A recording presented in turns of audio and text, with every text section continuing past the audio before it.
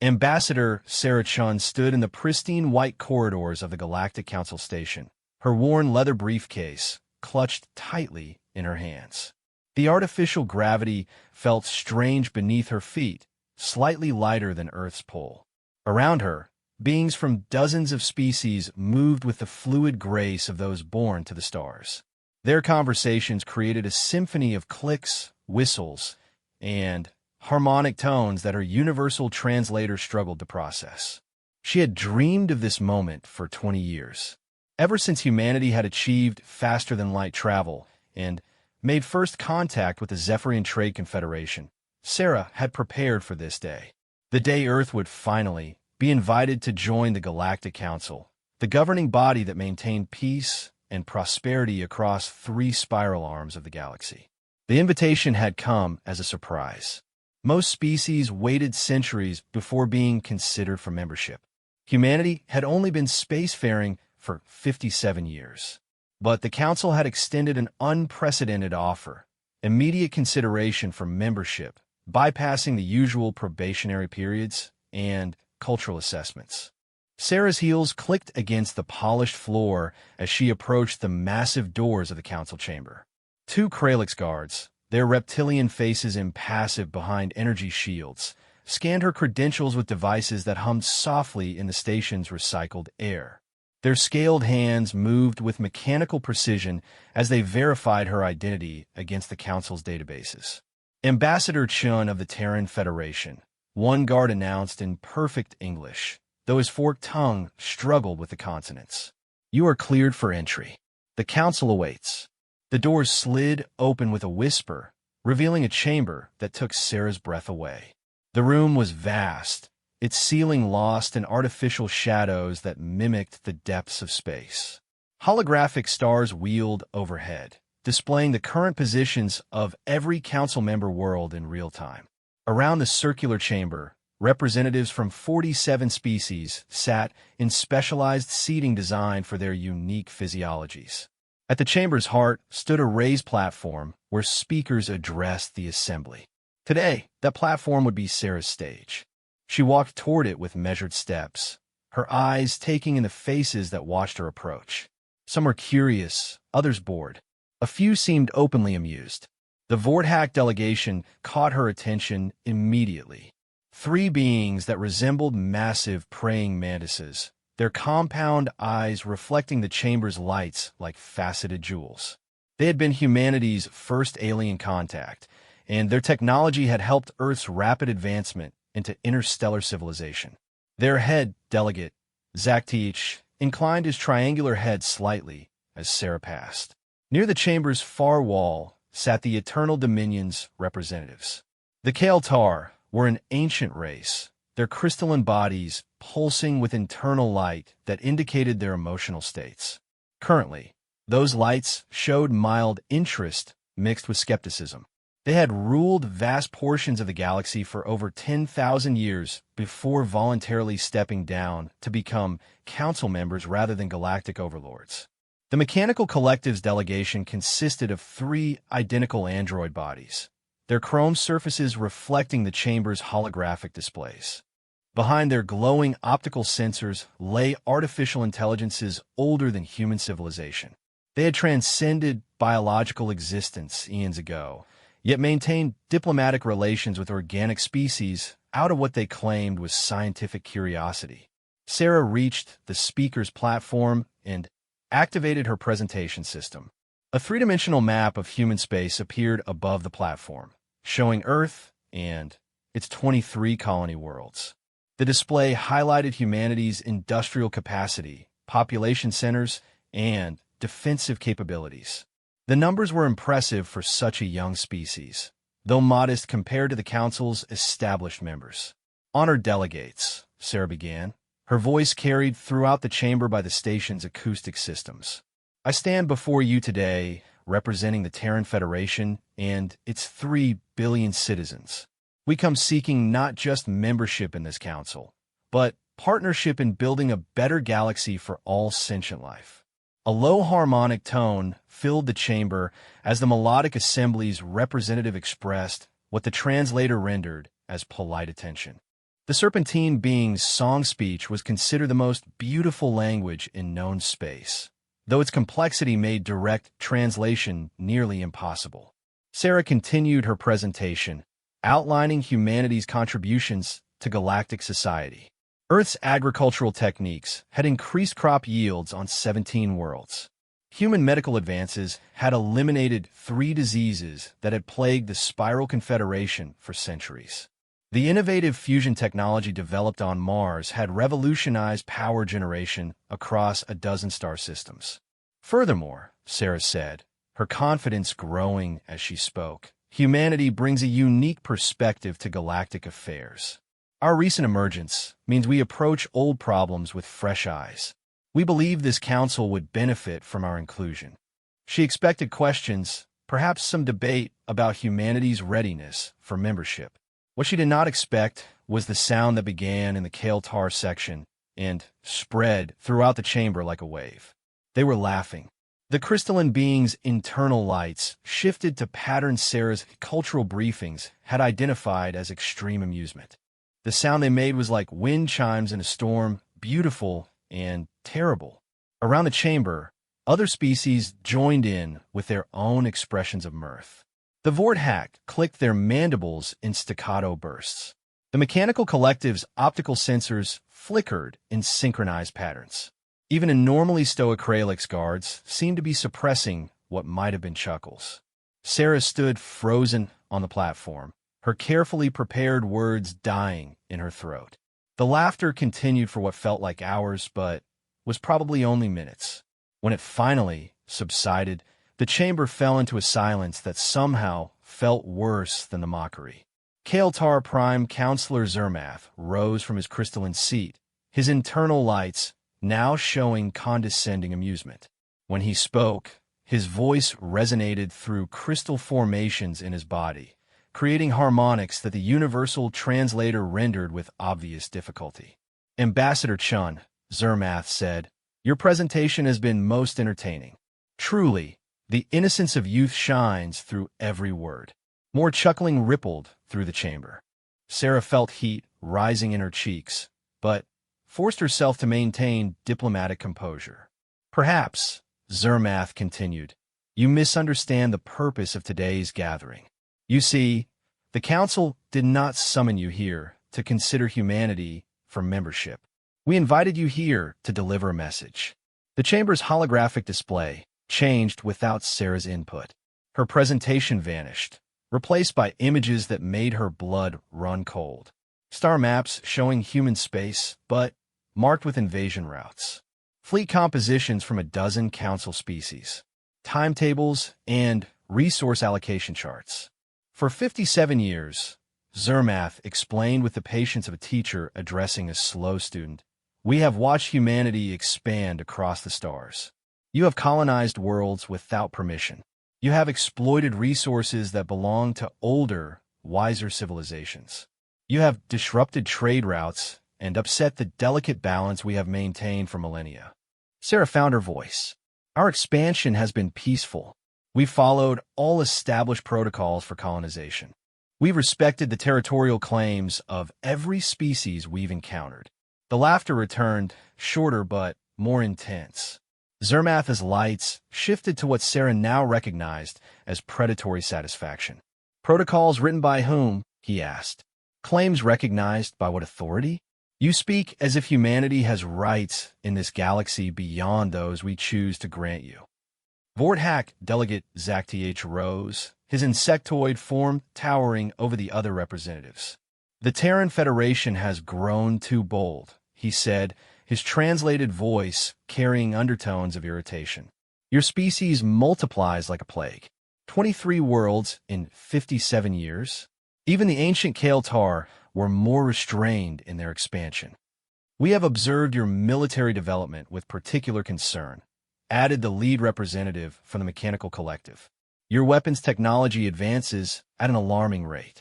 Your ships grow more sophisticated with each passing year. Left unchecked, you may eventually pose a threat to established civilizations. Sarah's mind raced. This wasn't a membership hearing. It was a trial, and humanity had already been found guilty. If you have concerns about our expansion or our military development, surely we can address them through diplomatic channels. The Federation is committed to peaceful coexistence. Peaceful coexistence requires a balance of power, Zermath replied. Currently, that balance is threatened by humanity's rapid growth. We intend to correct this imbalance before it becomes a larger problem. The holographic display shifted again, showing detailed schematics of Earth's orbital defenses. Sarah recognized the designs, but the level of detail in the display suggested intelligence gathering that went far beyond normal diplomatic observation. The Council has voted unanimously, Zermath announced. The Terran Federation poses a potential threat to galactic stability. Therefore, we have decided to implement what we term guided reduction. Your species will be reduced to a manageable population and confined to your home system. Those of your colonies that serve useful purposes will be administered by more responsible species. Guided reduction? Sarah's voice came out as a whisper. You're talking about genocide. Such an ugly word, Zermath said, his lights shifting to show mild distaste. We prefer to think of it as pruning. A gardener does not hate the branches he removes. He simply maintains the health of the whole garden. The chamber filled with murmurs of agreement from various species. Sarah realized with growing horror that this had been planned for years, possibly decades. The Council had been watching humanity's expansion and had decided that her species was a weed to be eliminated. How many? She asked, her voice steadier than she felt. How many do you plan to kill? The exact numbers are still being calculated, replied the Mechanical Collective's representative. Current projections suggest that a population of approximately 50 million humans should be sufficient to maintain genetic diversity while ensuring your species cannot threaten galactic stability. The remainder will be processed efficiently. Processed. They spoke of murdering billions of human beings, as if they were discussing a shipping manifest. Sarah felt something cold and hard settle in her stomach. And if we refuse to submit to this pruning, Zermath's lights brightened with obvious pleasure. Then, we will be forced to implement more direct solutions. The combined fleets of the Council represent several million starships, many of them vessels that could destroy your entire home system without significant effort. Your resistance would be brief and ultimately pointless. Sarah looked around the chamber at faces that showed everything from mild interest to active enjoyment. These beings had made their decision coolly and rationally. In their minds, humanity was simply a problem to be solved. You're making a mistake, she said quietly. Oh, Zermath's internal lights shifted to show polite curiosity. And what mistake is that, young ambassador? Sarah met his alien gaze steadily. You assume we'll just roll over and accept this. You assume that being outnumbered means we'll give up without a fight.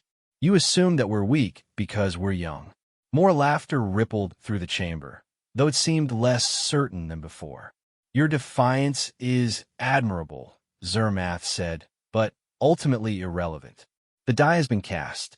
Council fleets are already moving toward human space. Your colonies will begin experiencing technical difficulties within the next 72 hours. Your trade routes will suffer mysterious disruptions. Your communication networks will develop unfortunate glitches. The implications were clear. The Council intended to soften humanity's defenses before launching their main assault. Cut off from each other and dealing with cascading system failures, the human colonies would be easy prey. However, Zermath continued, the Council is not without mercy. If the Terran Federation agrees to supervise population reduction and accepts Council administration of your colonies, we will ensure that the process is as painless as possible for those selected to survive. Sarah closed her eyes for a moment, thinking of her daughter on Mars, her elderly parents on Earth, the 3 billion human beings who were going about their daily lives unaware that an alien council had just sentenced most of them to death. When she opened her eyes, her expression had changed. The diplomatic mask was gone, replaced by something harder and more determined. I have a message for the Council, she said. Her voice carried clearly throughout the chamber, though it was barely above a whisper. from the people of Earth and Mars and every human world in space. Speak your message, Zermath said indulgently. Sarah straightened to her full height on the speaking platform. Go to hell. The universal translators struggled with the phrase for a moment before settling on approximations in various alien languages. The meaning was clear enough. Sarah saw lights shift, mandibles click, and optical sensors flicker as her words sank in. Furthermore, she continued, her voice growing stronger, you have made one critical error in your calculations. You've assumed that because humanity is young, we're weak. You've confused inexperience with inability. You've mistaken our desire for peace with a lack of capacity for war. Zermath's lights were shifting rapidly now, cycling through patterns that Sarah's cultural briefings suggested indicated growing anger mixed with disbelief. You want to prune humanity like we're some kind of weed in your garden? Sarah asked. Fine. But here's something you might want to consider before you try. Weeds don't get to be weeds because they're weak.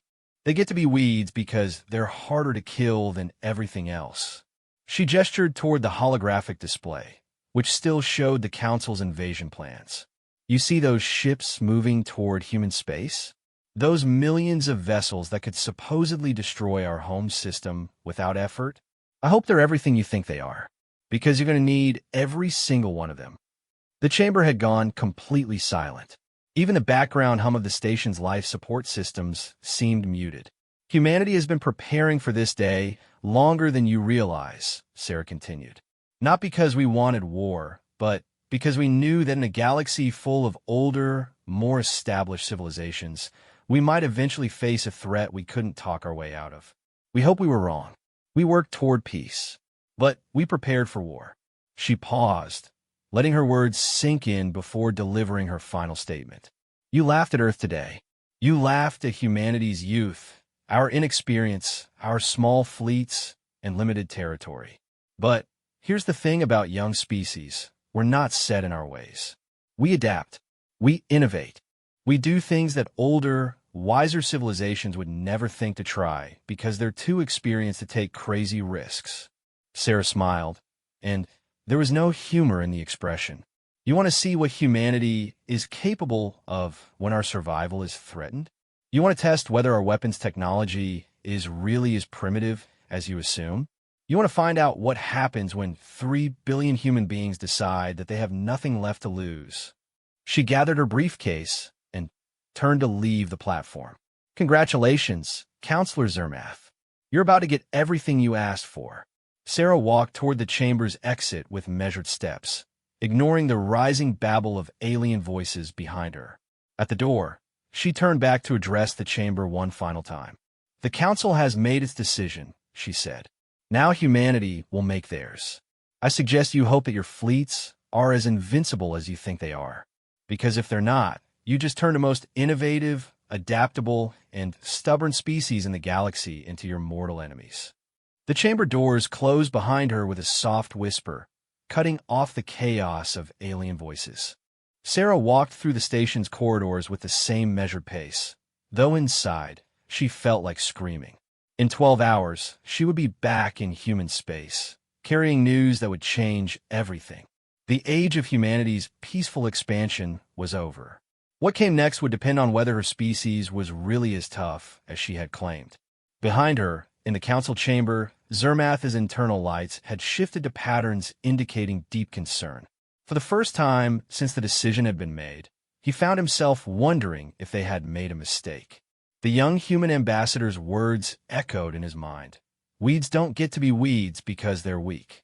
They get to be weeds because they're harder to kill than everything else.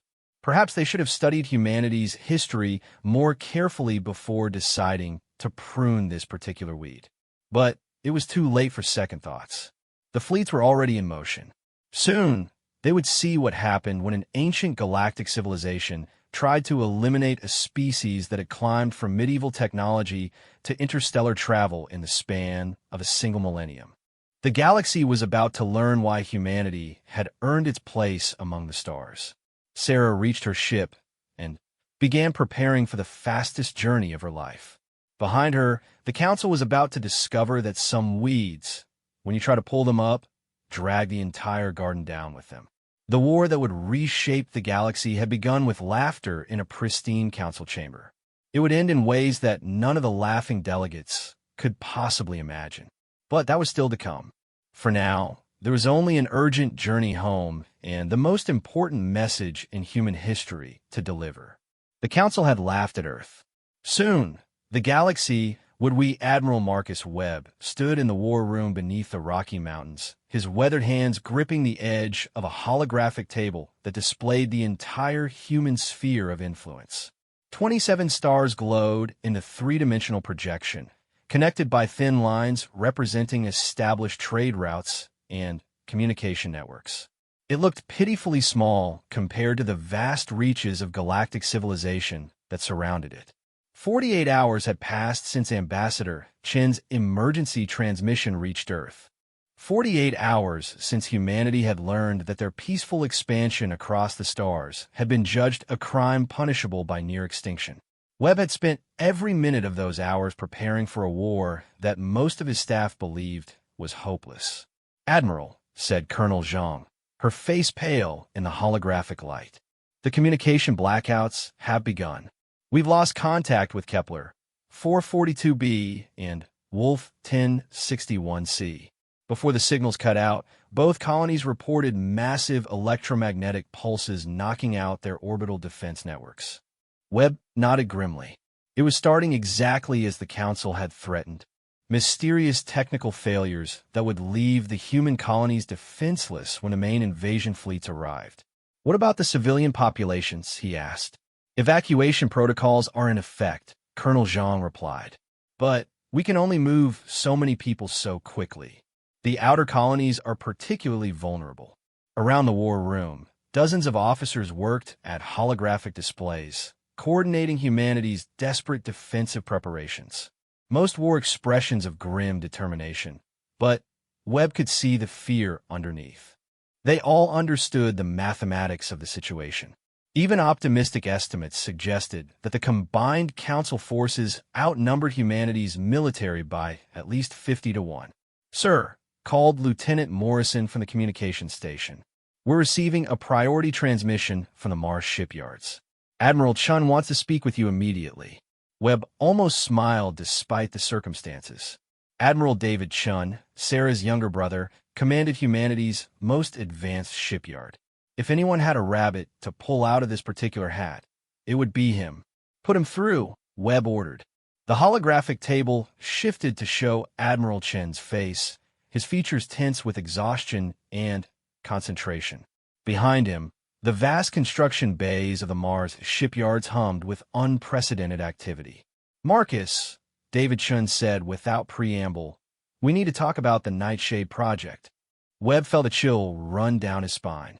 The Nightshade Project was humanity's most classified military research program. Officially, it didn't exist. Unofficially, it represented 15 years of theoretical research into technologies that most human scientists considered impossible. "David, you know that project was theoretical. The power requirements alone were solved 6 months ago," David interrupted. "The fusion breakthrough on Titan gave us the energy density we needed. We've been building prototypes in absolute secrecy." "How many prototypes?" Webb asked quietly. David's expression didn't change, but Webb caught the hint of satisfaction in his eyes. 12. Fully operational as of yesterday. Colonel Zhang looked confused. "What's the Nightshade Project?" Webb ignored the question for the moment, focusing on David's face. "Are you telling me you have 12 functional units ready for deployment?" "I'm telling you that humanity isn't as helpless as the Council believes," David replied. "The question is whether you're willing to authorize their use. Once we deploy Nightshade technology, there's no going back. We'll have crossed lines that can never be uncrossed." Webb understood the implications. The Nightshade Project hadn't been designed as a defensive weapon. It was pure offense, created during humanity's early years in space when military planners had realized that conventional warfare against more advanced civilizations would be hopeless. "What's our timeline?" Webb asked. "The lead Council fleets will reach human space in 36 hours, David replied. Based on Sarah's intelligence, they're expecting token resistance before we surrender. They're not prepared for what we're about to show them. Webb closed his eyes for a moment, thinking about the 3 billion human lives hanging in the balance. When he opened them, his expression had hardened into something resembling flint. "Authorization granted," he said quietly. "Deploy Nightshade." David nodded. "I'll need complete communication blackouts in the target systems. No warnings, no negotiations. If we're going to do this, it has to be absolute." "Understood. Anything else?" "Pray that we're really as clever as we think we are," David said before cutting the transmission. Colonel Zhang stared at Webb with barely contained curiosity. "Admiral, what exactly is the Nightshade Project?" Webb walked to the War Room's main view screen, which currently showed a real-time image of Earth from orbit. The planet looked peaceful in the starlight, its cities glowing like jewels against the darkness.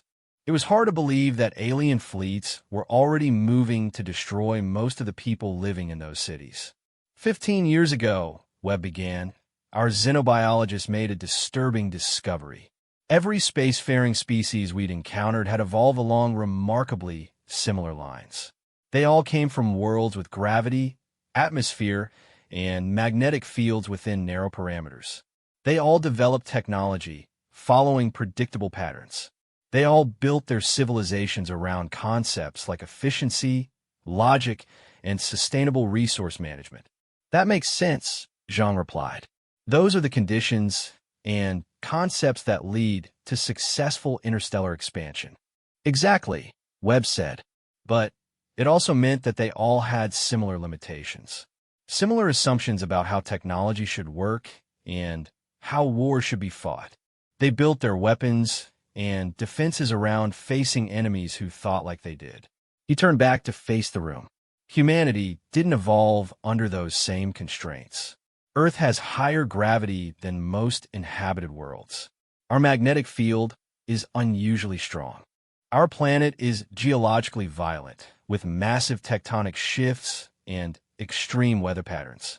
We had to develop completely different approaches to survival." "What does that have to do with the Nightshade Project?" Zhang asked. "Everything," Webb replied. "The project was based on a simple premise. What if we stopped trying to build weapons that made sense to alien civilizations and started building weapons that only made sense to us?" Before Zhang could respond, Lieutenant Morrison called out from his station. "Admiral, emergency transmission from the Tau Ceti system. They're under attack." The War Room's main display shifted to show a transmission from the human colony orbiting Tau Ceti. The image was broken and filled with static, but the voice of Colony Governor Harris came through clearly enough. "This is Tau Ceti Colony to Earth Command. We are under attack by unknown vessels. They appeared out of nowhere and disabled our defense platforms without warning. They're demanding immediate surrender and threatening to begin orbital bombardment if we..." The transmission cut to static. Webb stared at the dead screen, feeling the weight of 3 billion lives pressing down on his shoulders. "How long until the Nightshade units reach the Tau Ceti system?" he asked. Colonel Zhang checked her displays. Unit 7 was already in position. "It should be wait." She looked up at Webb with confusion.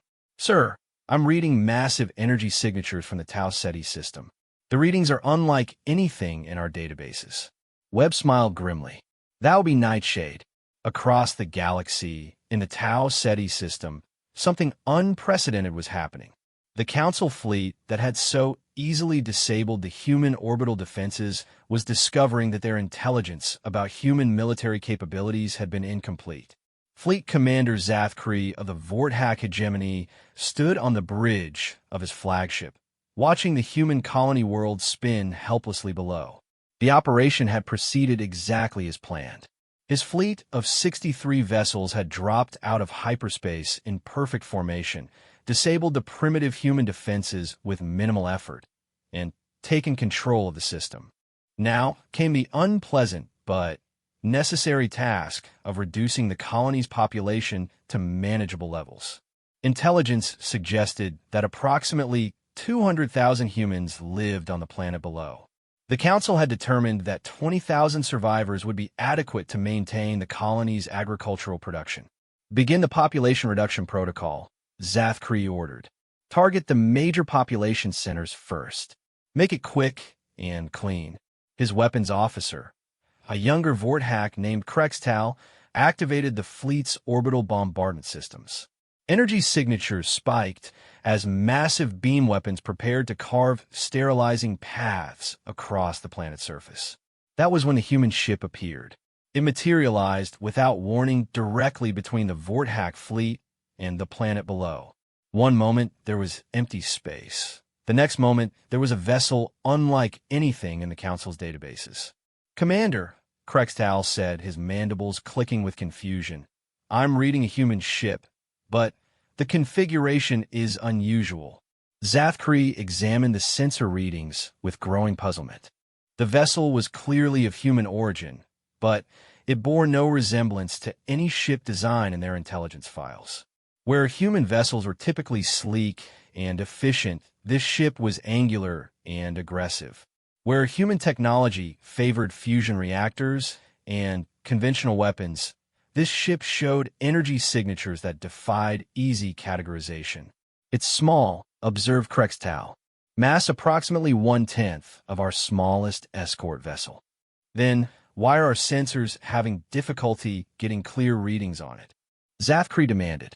Before Krextal could answer, the human ship transmitted on an open channel.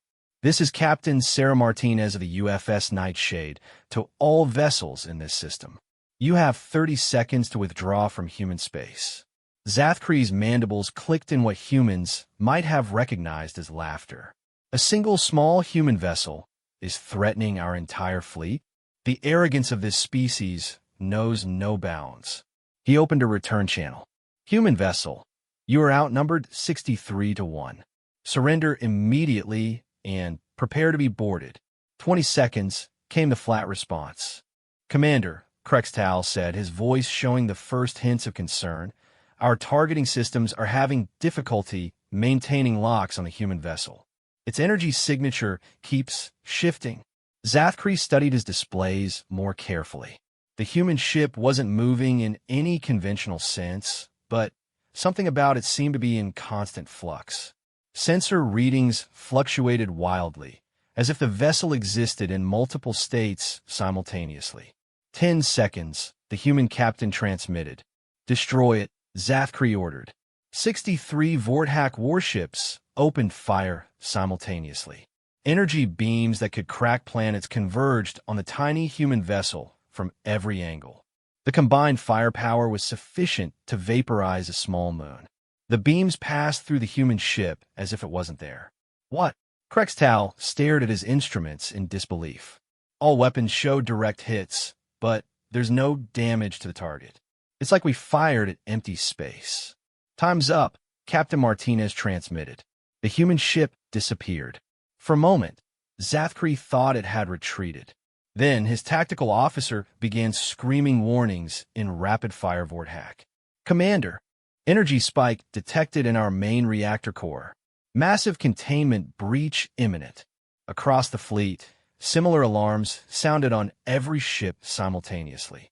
63 Vorthak vessels, each equipped with fusion reactors that could power small cities, were experiencing catastrophic failures at exactly the same moment.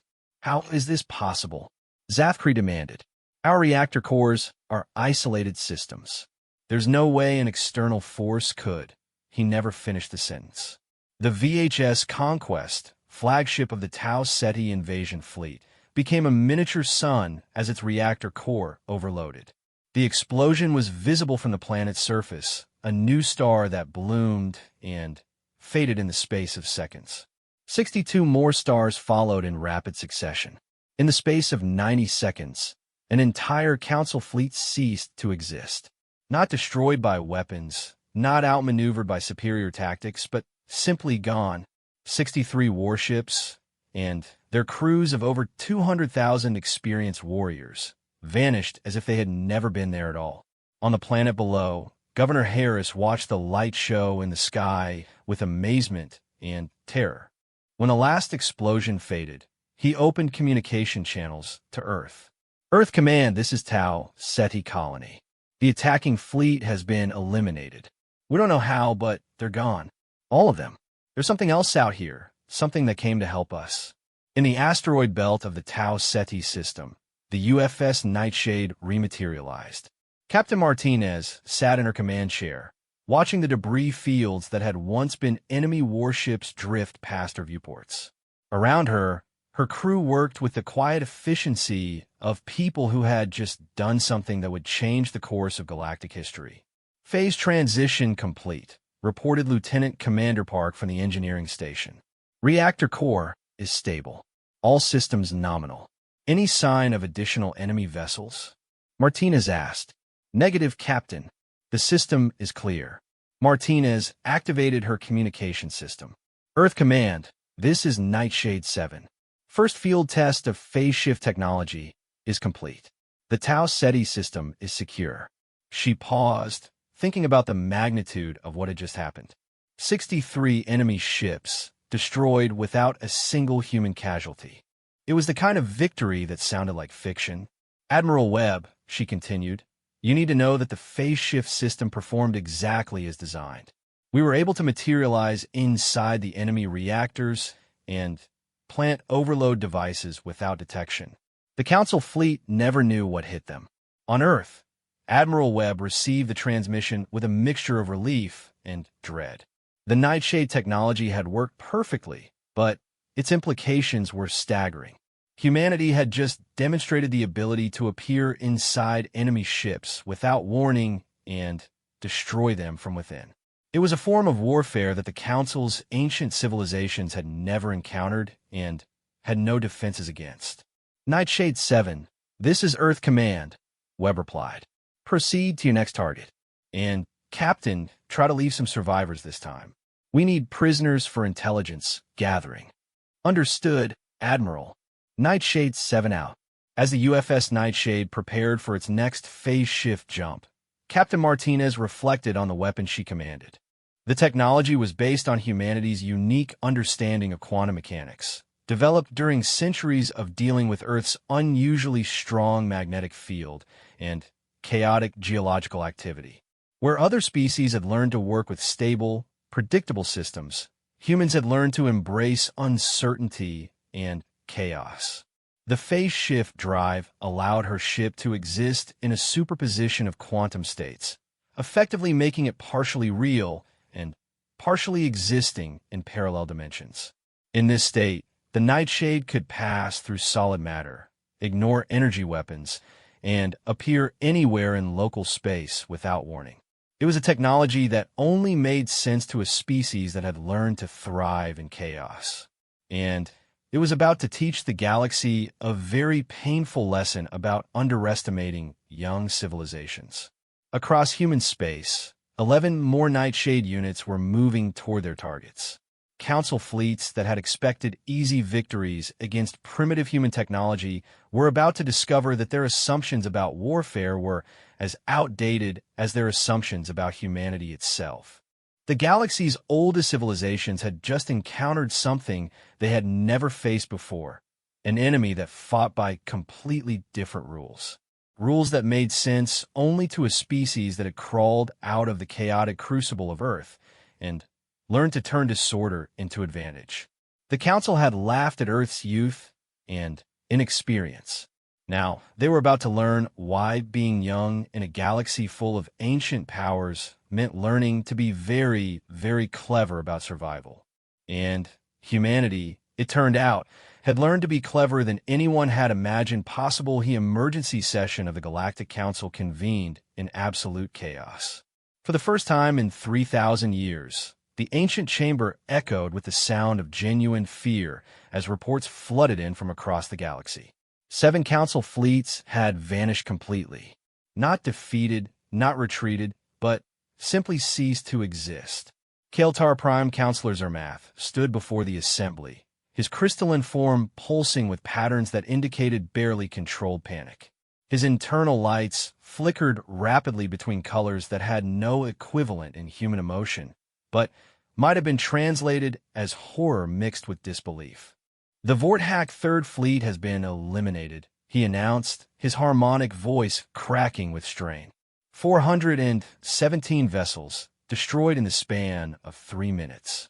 The Mechanical Collective's assault force on the Ross 128 system has gone silent.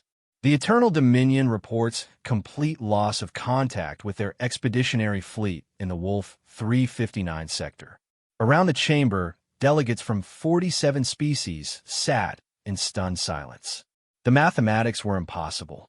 Even if humanity had possessed military technology equal to Council standards, which intelligence clearly indicated they did not, the losses were too complete and too rapid to be explained by conventional warfare.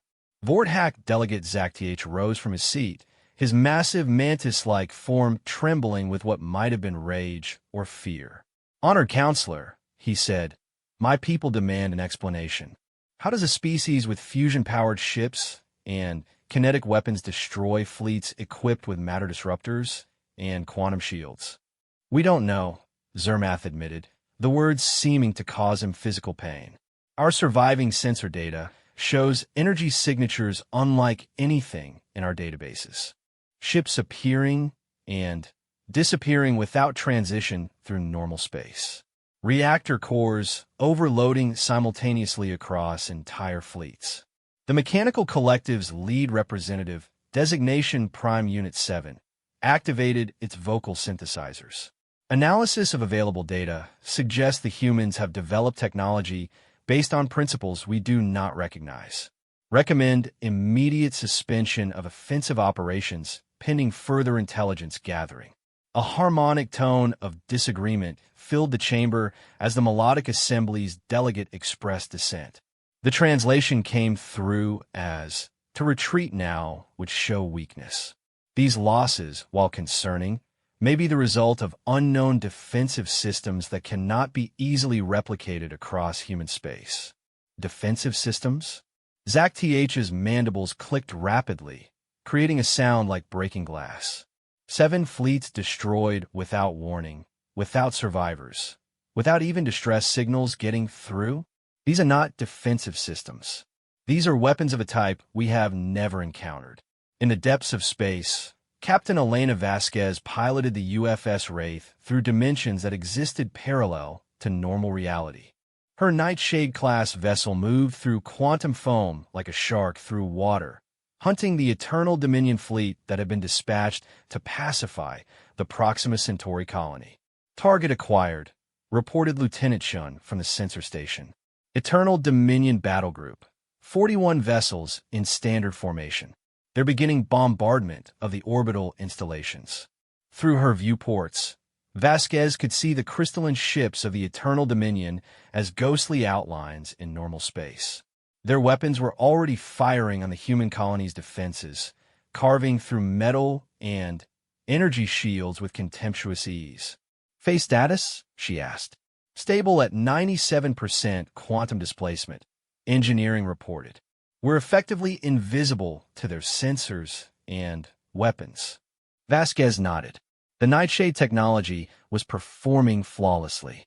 By existing partially in parallel dimensions, her ship could observe and interact with normal space while remaining completely undetectable to conventional sensors. It was like being able to walk through walls while still being able to touch whatever was on the other side. "Commence precision strikes," she ordered. "Target the command vessels first. Remember, we need some survivors for intelligence gathering." The UFS Wraith shifted back into normal space just long enough for its crew to identify the enemy flagship. Then, it phased out of reality again, appearing inside the crystalline vessel's reactor chamber. What happened next defied everything the Eternal Dominion knew about warfare. Their flagship, the Eternal Glory, suddenly began experiencing cascade failures throughout its power grid. Emergency alarms sounded in harmonics that indicated catastrophic system failure. The massive crystalline vessel's internal lights flickered and dimmed as its primary reactor core prepared to overload. Commander Veltar of the Eternal Dominion stared at his displays in confusion as his ship died around him. "Engineering. Report. Unknown, Commander. Something has appeared inside our reactor chamber." It's not showing up on internal sensors, but the containment field is destabilizing. Before Veltar could respond, his flagship exploded in a brilliant flash of light. The surrounding ships in his formation immediately went to high alert, their sensors sweeping space for the attacker that had somehow penetrated their most heavily defended vessel. They found nothing. The UFS Wraith had already moved to its next target, phasing through the hull of a Eternal Dominion cruiser like it was made of mist. Inside the enemy vessel's magazine, human engineers worked with desperate efficiency to plant overload charges that would turn the ship's own ammunition into a weapon against itself.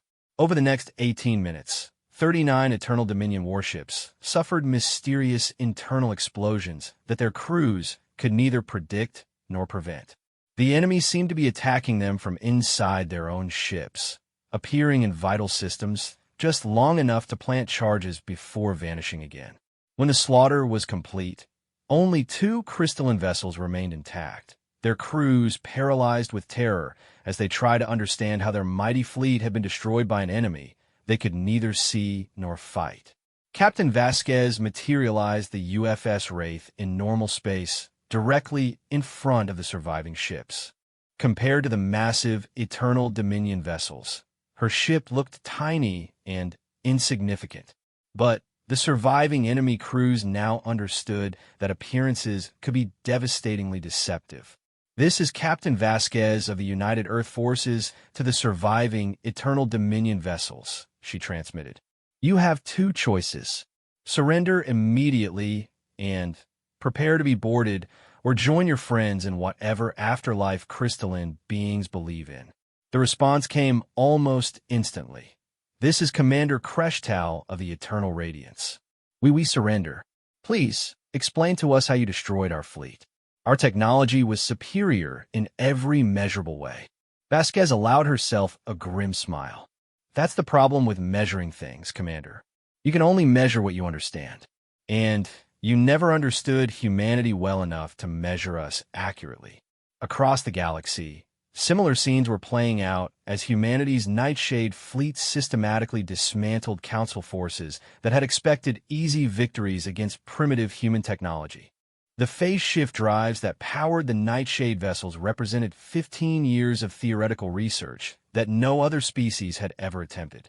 The technology was based on humanity's unique experience with quantum mechanics, developed during centuries of dealing with Earth's unusually chaotic magnetic field.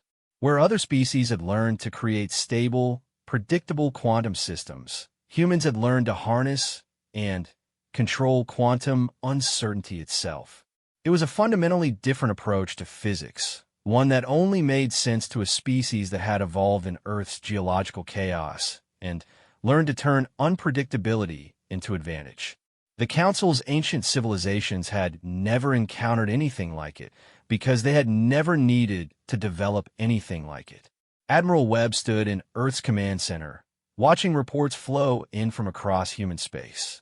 Each Nightshade unit was performing beyond expectations, striking enemy fleets with surgical precision and then vanishing before the survivors could even understand what had happened. "Admiral," Colonel Zhang reported, "Nightshade units have successfully eliminated 17 Council fleets. Total enemy losses are estimated at over 800 vessels and approximately 300,000 personnel." Webb nodded grimly. The numbers were staggering, but he took no pleasure in them. Each destroyed ship represented lives lost, beings who had families and hopes and dreams just like humans did. The fact that they had come to commit genocide against humanity didn't make their deaths any less tragic. "What about prisoner intelligence?" he asked. "We've taken approximately 2,000 prisoners from the surviving vessels," Zhang replied. "Initial interrogations are revealing significant intelligence about Council fleet movements and strategic planning." "And their morale?" Zhang hesitated before answering. "Completely broken, sir. These are species that have dominated the galaxy for thousands of years.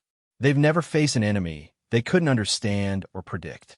Our technology is so far outside their experience that many of them are convinced we must be allied with some unknown alien power." Webb almost smiled at that. The Council couldn't accept that humanity might have developed something genuinely new. In their minds, the galaxy's technology had reached a stable plateau millennia ago. The idea that a young species might innovate beyond their understanding was literally inconceivable. "What's our current status on the remaining Council fleets?" Webb asked. "Tracking indicates that approximately 40% of their forces have been eliminated or disabled," Zhang replied. "However, the remaining fleets are beginning to adapt. They're pulling back from their offensive positions and consolidating into larger formations. They're learning," Webb observed. "Yes, sir.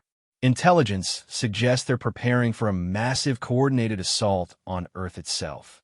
If they can't defeat our technology piecemeal, they're going to try to overwhelm it with sheer numbers." Webb studied the holographic display showing Council fleet movements across the galaxy. The surviving alien forces were indeed consolidating, pulling back from their scattered attack positions and forming into a single massive armada. "How many ships?" he asked quietly. "Current estimates suggest approximately 3,000 vessels converging on the Sol system," Zhang replied. "They'll arrive within 72 hours. Webb felt the weight of those numbers. 3,000 ships was more than 10 times the size of any force humanity had ever faced. Even with the nightshade technology, the mathematics were daunting. "Sir," Zhang continued, "there's something else. The prisoners we've interrogated are convinced that this is just the beginning. They believe the Council will escalate to planet-killing weapons if conventional fleets continue to fail." The implications hit Webb like a physical blow. The Council had already demonstrated their willingness to commit genocide against humanity. If their fleets couldn't accomplish the task, they might resort to weapons that could destroy entire star systems. "Give me a priority channel to Admiral Chun," Webb ordered. "We need to discuss accelerating the timeline on Project Prometheus." Zhang's face went pale. "Sir, Prometheus is still theoretical. The power requirements alone would drain our entire planetary energy grid." "Then we'd better hope that theoretical is enough," Webb replied grimly. In the Council chamber, emergency debates continued as delegates struggled to understand how their carefully planned extermination of humanity had turned into a disaster that threatened to destabilize galactic civilization itself. Prime Counselor Zermath's internal lights had shifted to patterns indicating barely controlled desperation. "The economic implications alone are staggering," he announced to the Assembly. 27% of our combined fleet strength eliminated in 72 hours. The replacement costs will require taxation levels not seen since the Plague Wars. "Economics are irrelevant if we cannot solve the technological problem," replied Prime Unit 7 of the Mechanical Collective. "Analysis suggests human weapons operate on principles that violate our understanding of quantum mechanics. Recommend immediate research initiative to understand and counter these capabilities." Vorthack Delegate Zactach clicked his mandibles in agitation. "Research takes time we do not have. Human vessels are continuing to eliminate our forces while we debate. At current loss rates, the hegemony will have no deep space fleet within 10 standard days." The debate was interrupted by an emergency transmission from Grand Admiral Thekmore of the combined Council forces. His image appeared in the chamber's center, showing a being whose usual confidence had been replaced by obvious strain. "Honored Council," Thekmore reported, "I must advise you that conventional military operations against the human forces are no longer viable. Their technology provides advantages that we cannot currently counter." "Then, what do you recommend?" Zermath asked. "Escalation to Level 7 strategic weapons," Thekmore replied. "If we cannot defeat their fleets, we must eliminate their ability to support those fleets. I recommend the immediate deployment of stellar compression devices against the Sol system." The chamber fell silent. Stellar compression devices were weapons of absolute destruction, capable of collapsing stars into black holes and annihilating entire solar systems. They had not been used since the ancient wars that had established the Council's authority over the galaxy. "The humans have proven themselves more dangerous than we anticipated," Thekmore continued. "But they're still confined to a relatively small region of space. If we act decisively, we can eliminate the threat before it spreads.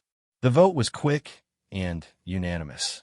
The Galactic Council authorized the use of stellar compression devices against human space. If humanity's innovative technology made conventional warfare impossible, then the Council would simply remove the systems that supported that technology. On Earth, monitoring stations detected the launch of the stellar compression devices within hours. The weapons were massive constructs, each the size of a small moon, moving toward human space at velocities that would bring them within range of Sol in less than 48 hours. Admiral Webb received the report with the calm of a man who had already considered every possible escalation. "Activate Project Prometheus," he ordered quietly. "Full authorization." "Sir," Colonel Zhang protested, "the system is untested. The energy requirements could destroy Earth's biosphere even if it works." Webb looked around the command center at the faces of his staff. Young men and women who had dedicated their lives to protecting humanity, now facing the prospect of their species' complete annihilation. "Colonel," he said quietly, "if those stellar compression devices reach their targets, there won't be a biosphere left to protect. At least Prometheus gives us a chance." He paused, thinking about the magnitude of what he was about to authorize. "Besides," he added with a grim smile, "the Council thinks they understand the limits of human innovation. Time to show them how wrong they are." As Earth's orbital facilities began powering up for humanity's most desperate gamble, the galaxy watched and waited. The Council had escalated to weapons of absolute destruction, convinced that they could end the human threat through overwhelming force. They were about to learn that humanity's greatest weapon had never been their ships or their technology.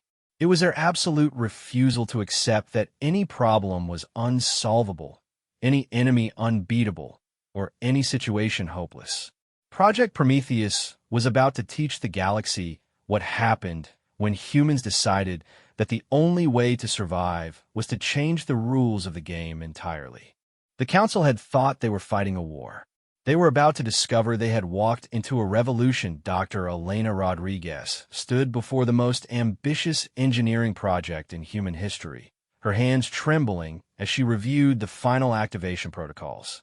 Around her, the Prometheus array stretched across the entire inner surface of the moon, a network of quantum field generators and dimensional anchors that had taken 15 years to design and 6 months to build.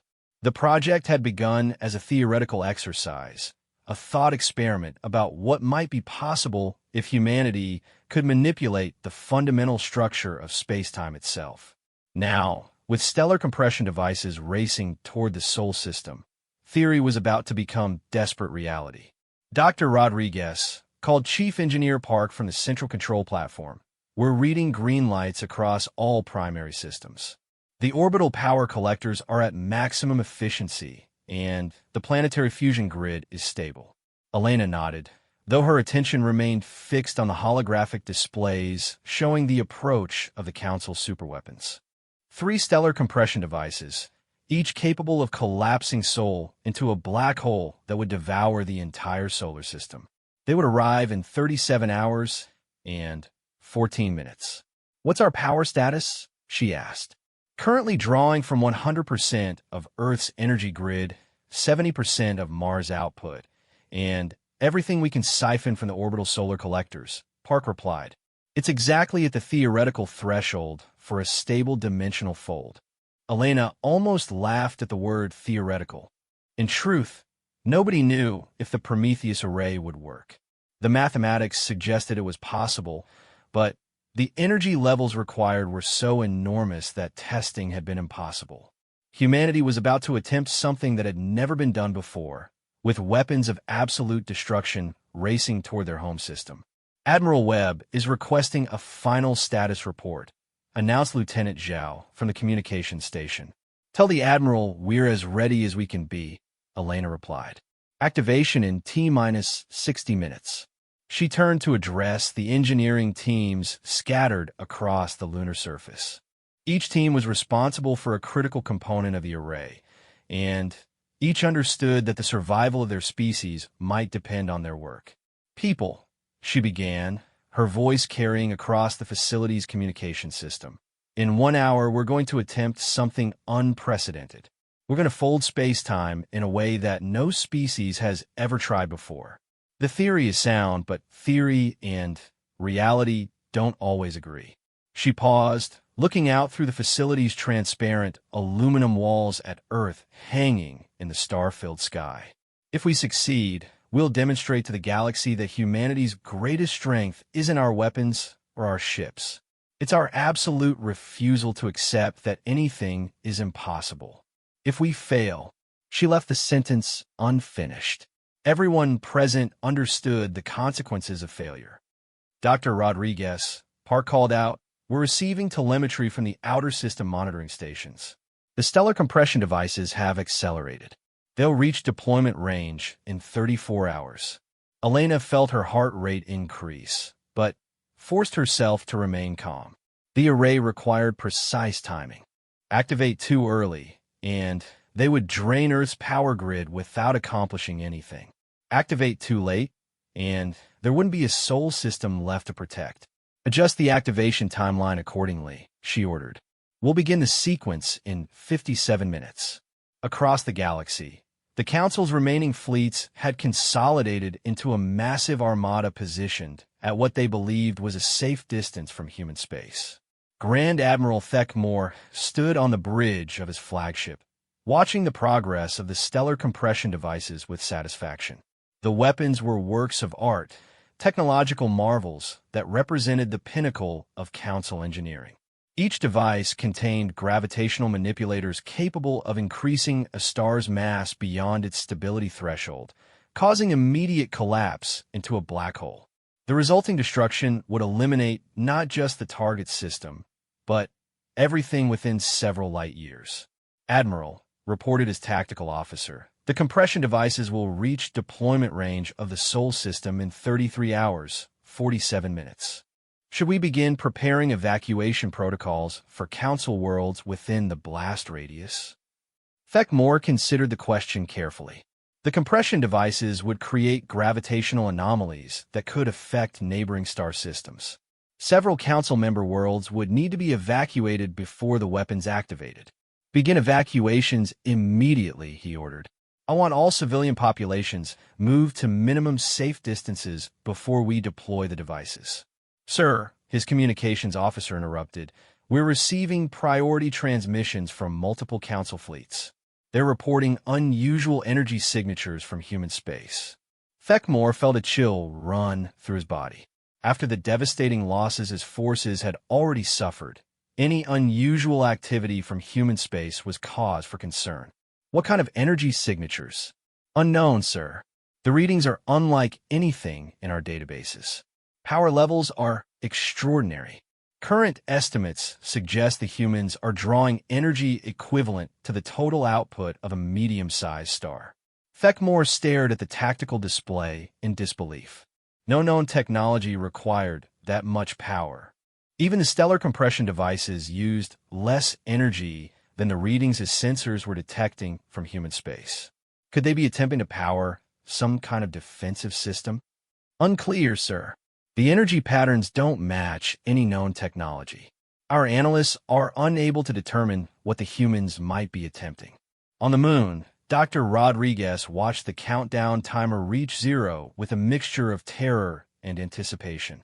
Around her, the Prometheus array hummed with power levels that made the air itself seem to vibrate.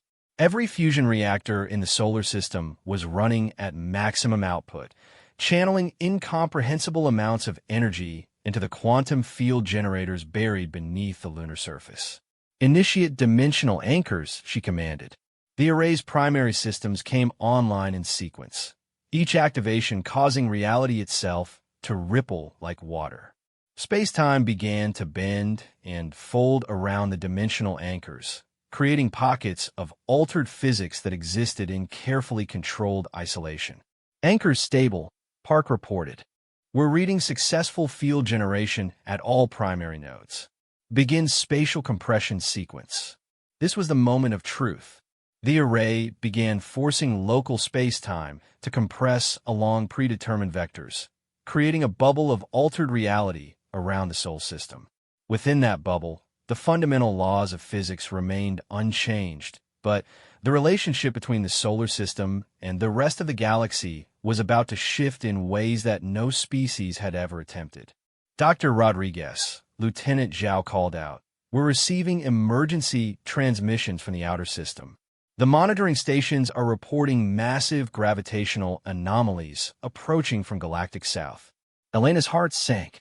The stellar compression devices were accelerating again, their approach time reduced to less than 24 hours. The Prometheus array needed at least 30 hours to complete its spatial compression sequence. "Can we increase power to the generators?" "Already at maximum safe levels," Park replied. "Any higher, and we risk destabilizing the dimensional anchors." Elena closed her eyes, running calculations in her head. The numbers didn't work. The array couldn't complete its sequence before the superweapons arrived. "Unless, override the safety protocols," she ordered quietly. "Mom, override the safety protocols and increase power by 30%. I know the risks, but we don't have any choice." Park's face went pale. "Dr. Rodriguez, at those power levels we could tear a hole in space-time itself. The dimensional anchors might not hold. And if we don't try, the human race becomes extinct in 23 hours, Elena replied. "Sometimes you have to risk everything to save anything." She turned to address the entire facility. "All personnel, we're moving to emergency power levels. There's a significant risk of dimensional instability. Anyone who wants to evacuate has 60 seconds to reach the emergency pods." She waited, watching faces around the facility. Not a single person moved toward the evacuation pods. Every human present understood that they were about to risk their lives for their species, and every one of them was prepared to accept that risk. "Then, let's show the galaxy what happens when you threaten Earth," Elena said quietly. The Prometheus array's power levels surged beyond any theoretical safe limit. Reality around the Sol system began to buckle and twist as forces beyond comprehension tore at the fabric of space-time itself. The dimensional anchors strained to maintain stability as the array attempted something that no civilization had ever tried, folding an entire star system out of normal space-time. On his flagship, Grand Admiral Thekmor watched in horror as his sensors detected what could only be described as reality breaking down around the Sol system. "Admiral," his tactical officer screamed. "The energy readings from human space have increased by orders of magnitude. Whatever they're doing, it's affecting space-time itself." Thekmor stared at displays showing gravitational anomalies that defied every law of physics his civilization understood. "The humans appear to be attempting to manipulate the fundamental structure of reality." "Is such a thing even possible?" he asked quietly. "Unknown, sir. Our physics models suggest it should be impossible, but the sensor readings are unmistakable." Before Thekmor could respond, his communications officer announced incoming transmissions from the stellar compression devices themselves. The massive weapons were reporting targeting difficulties as space-time around their target began to behave in ways their guidance systems couldn't compensate for. "Sir," the communications officer said, "the compression devices are requesting new targeting parameters. They're unable to maintain lock on the Sol system." "How is that possible? The star is a fixed target." "Not anymore, sir. According to the sensors, the Sol system is moving. Not through space in any conventional sense, but through dimensions we don't have names for." On the moon, the Prometheus array was performing exactly as Dr. Rodriguez had hoped and feared. The Sol system was being folded out of normal space-time, shifted into a dimensional pocket that existed parallel to but separate from the galaxy's normal physics. "Compression sequence at 60% completion," Park reported, his voice strained as he struggled to monitor systems operating beyond their design limits. "Dimensional anchor status? Holding but barely. We're reading microfractures in several anchor points. If they fail, the compression field could collapse and drag half the galaxy into a dimensional rift." Elena nodded grimly. The risks were enormous, but they were running out of alternatives. The stellar compression devices were still approaching, their guidance systems struggling to track a target that was partially existing in parallel dimensions. Dr. Rodriguez, Lieutenant Zhao announced, priority transmission from Earth Command. Admiral Webb wants to know if we can complete the sequence before the superweapons arrive. Elena checked the countdown timers. The compression sequence would finish in 18 hours. The stellar compression devices would reach deployment range in 16 hours. It was going to be close, perhaps too close. Tell the Admiral we'll know in 16 hours, she replied. Across the galaxy, the Council's monitoring stations were detecting gravitational anomalies that shouldn't have been possible. The Sol system was becoming increasingly difficult to observe, as if it was fading from reality itself. In the Council chamber, emergency sessions continued around the clock as delegates struggled to understand what humanity was attempting. The energy readings suggest they're manipulating space-time at the quantum level, reported Prime Unit 7 of the Mechanical Collective. Theoretical analysis indicates they may be attempting to remove their entire star system from normal space. Prime Counselor Zermath's internal lights flickered with patterns indicating barely controlled panic. Is such a thing possible? Our physics models suggest it should not be possible, the android replied. However, human technology has consistently operated beyond our theoretical limitations. We cannot rule out the possibility that they have discovered principles of reality manipulation unknown to our civilizations. Vorthack Delegate Zakh clicked his mandibles in agitation. If they succeed in removing their system from normal space, our stellar compression devices will have no target to destroy. Furthermore, Prime Unit 7 continued, the dimensional stresses they're creating could destabilize local space-time across several sectors.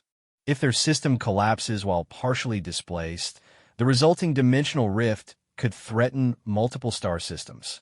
The implications were staggering. Humanity was essentially holding a gun to the galaxy's head, threatening to tear holes in reality itself rather than submit to extinction. On the moon, the final hours of the compression sequence passed with agonizing slowness. Dr. Rodriguez watched her displays as reality itself strained under the forces they were applying to it. The dimensional anchors were holding, barely, but the stress readings were approaching critical levels. Compression sequence at 90% completion, Park reported. 12 minutes to full displacement. What's the status on the stellar compression devices? Still approaching, but they're having significant targeting difficulties. Current estimates suggest they'll reach deployment range 7 minutes before we complete the sequence. Elena felt her heart racing. 7 minutes. The difference between humanity's survival and extinction might come down to 7 minutes. Is there any way to accelerate the final sequence? Not without risking complete dimensional collapse, Park replied. If we push the anchors any harder, we could tear open a rift that would swallow everything within 50 light-years. Elena closed her eyes, weighing the impossible choice. Risk the complete collapse of local space-time, or allow the stellar compression devices to destroy the Sol system. Either choice could result in catastrophic loss of life across multiple star systems. She opened her eyes and made her decision. Maintain current power levels. We'll complete the sequence as planned and hope the targeting difficulties delay the superweapons long enough. For the next 7 minutes, humanity's fate hung in the balance as the stellar compression devices struggled to lock onto a target that was partially existing in parallel dimensions. Their guidance systems, designed to target objects in normal space-time, couldn't compensate for the gravitational anomalies created by the Prometheus array. Finally, with less than 2 minutes remaining in the compression sequence, the stellar compression devices gave up their attempts to target the Sol system directly. Instead, they began aiming for the approximate coordinates where the solar system had been located before the dimensional displacement began. Dr. Rodriguez, Park called out urgently, the devices are deploying. They're attempting to collapse the space where we used to be. Elena watched her displays as the superweapons activated, creating artificial black holes in the region of space that had once contained Earth's solar system. The gravitational forces were enormous, sufficient to destroy anything within several light years. But the Sol system was no longer there. Compression sequence complete, Park announced with obvious relief. The Sol system has been successfully displaced into a stable dimensional pocket. We are effectively invisible and unreachable to anyone operating in normal spacetime. Around the lunar facility, humans embraced and wept as they realized they had achieved the impossible. They had literally moved their entire star system out of the galaxy's reach, saving their species through the largest engineering project in known history. But their victory came with a price. The Sol system now existed in dimensional isolation, cut off from the rest of the galaxy. Humanity had saved itself, but at the cost of becoming completely alone among the stars. Or so they thought. The real consequences of the Prometheus array were about to become apparent, and they would change not just the war between humanity and the Council, but the fundamental structure of galactic civilization itself. In their desperate attempt to escape extinction, humanity had accidentally discovered something that would shift the balance of power across 3 spiral arms of the galaxy.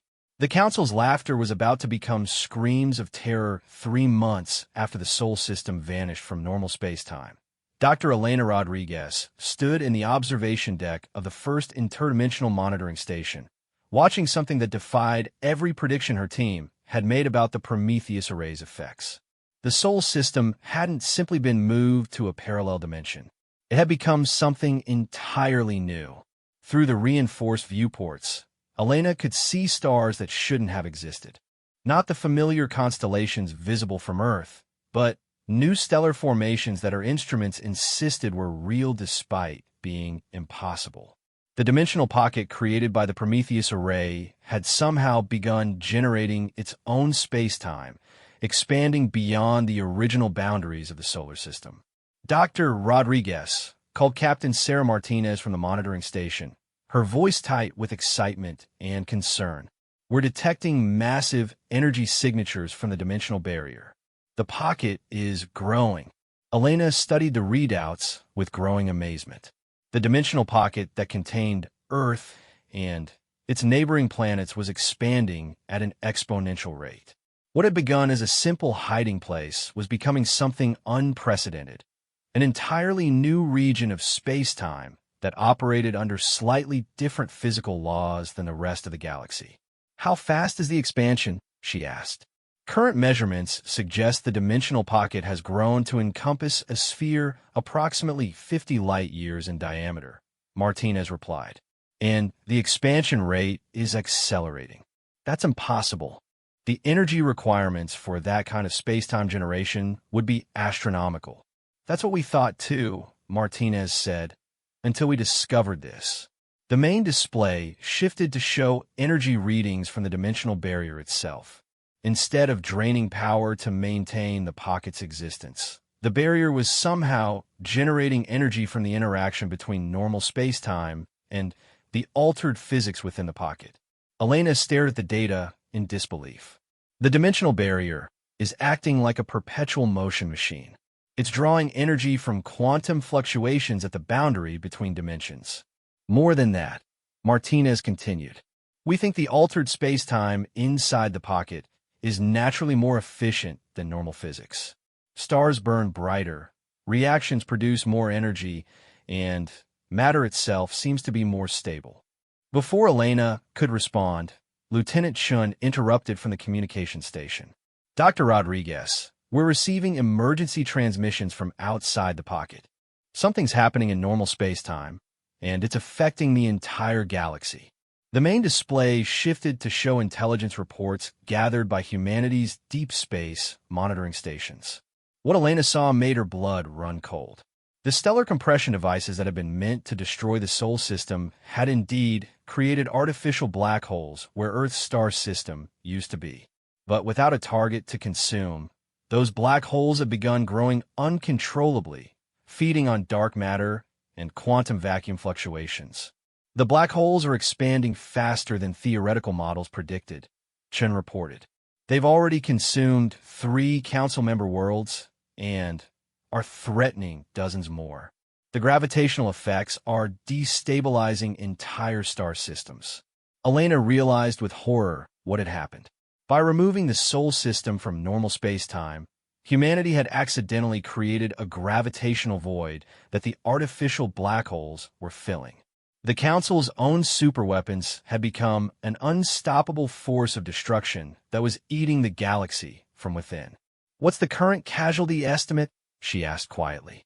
"Preliminary reports suggest over 40 billion deaths in the first month," Chen replied. "Entire civilizations are being evacuated from affected sectors. The Vorthak hegemony has lost 6 star systems. The Eternal Dominion has relocated their capital world twice." The irony was staggering. The Council had attempted to eliminate humanity to preserve galactic stability, but their efforts had created a catastrophe that threatened to destroy the galaxy itself. "Dr. Rodriguez," Martinez called out, "there's something else. We're detecting ships approaching the dimensional barrier." A lot of ships. Elena's attention shifted to the tactical displays. Outside the dimensional pocket, massive fleets were converging on the boundary between normal space-time and humanity's refuge. But these weren't Council warships. The energy signatures and design patterns were completely unfamiliar. Unknown contacts numbering in the thousands, Martinez reported. "They're not matching any known Council species." "Wait, we're receiving communication attempts." "From whom?" "That's the strange part. The signals are being translated into languages we've never encountered. But the universal translators are managing to process them." Elena frowned. "Put the transmissions through." The communication that came through the speakers was unlike anything Elena had ever heard. The voice was melodious and harmonic, but with undertones that suggested a completely alien psychology. "Greetings to the builders of the new realm," the voice said. "We are the Wanderer Collective, refugees from the expansion of the consuming darkness. We seek sanctuary in the space you have created." Elena exchanged glances with Martinez. "The consuming darkness?" "We believe they're referring to the expanding black holes," Martinez said quietly. "These ships are refugees fleeing the destruction in normal space-time." More transmissions began flooding in as additional fleets approached the dimensional barrier. Species after species identified themselves as refugees from the galactic catastrophe, seeking shelter in the pocket of altered space-time that humanity had accidentally created. "This is the Synthesis Republic, requesting permission to enter the new realm. Our home worlds have been consumed by the void storms. The Helix Confederation seeks asylum from the reality collapse affecting our sector. We offer our technology in exchange for sanctuary. The free colonies of the Outer Rim are fleeing the gravitational anomalies. We have children aboard our ships who have never known a stable system." Elena realized that humanity had inadvertently become the center of the largest refugee crisis in galactic history. The dimensional pocket was the only safe haven from the expanding black holes, and thousands of species were fleeing to it for survival. "How many ships are we tracking?" she asked. "Current count is over 50,000 vessels."